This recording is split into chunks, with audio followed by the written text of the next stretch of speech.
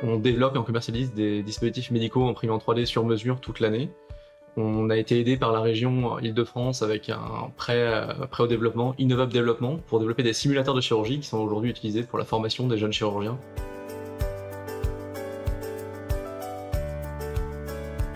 Pour lutter contre le Covid-19, on a mis en place une plateforme d'impression 3D au sein de l'hôpital Cochin qui regroupe 60 imprimantes 3D et qui nous permettent de répondre en fait aux besoins des soignants en mettant à disposition des dispositifs imprimés en 3D, des valves pour des respirateurs, des raccords pour aussi tout le matériel d'intubation et tout le matériel de réanimation et enfin des visières qui sont toutes encadrées en fait par des normes qualité réglementaires qu'on met à disposition de l'hôpital. Grâce à cette plateforme, aujourd'hui on arrive à produire tout ce dont les patients ont besoin et tout ce dont il manquait jusqu'à présent.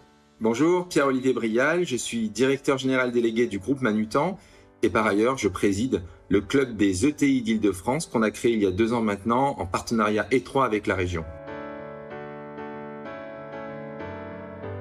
Face à l'épidémie, il y a eu une très forte mobilisation de l'ensemble des entreprises du club ETI. Certaines entreprises ont par exemple fait don de gel hydroalcoolique. Cette mobilisation s'est faite aussi par de la solidarité de commandes. Par exemple, une entreprise du club a commandé des masques qu'on a proposés à d'autres entreprises.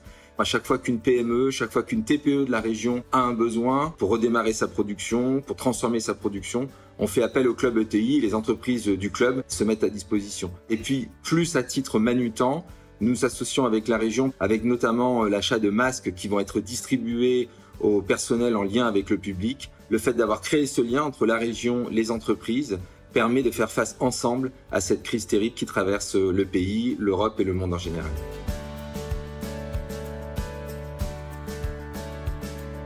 Nous avons lancé des cabines de télémédecine où un patient peut rentrer, il aura accès à 7 dispositifs médicaux connectés. Nous avons installé ces cabines dans les pharmacies et les mairies afin de lutter contre les déserts médicaux en France. Nous avons un lien très fort avec la région Île-de-France. Nous avons pu bénéficier d'une aide Innovop Expérimentation à hauteur de 200 000 €, ce qui nous a permis de lancer Ordo Express, la première ordonnance électronique en France, ce qui permet aux médecins à distance d'envoyer une ordonnance sécurisée qui sera ensuite imprimée dans la cabine.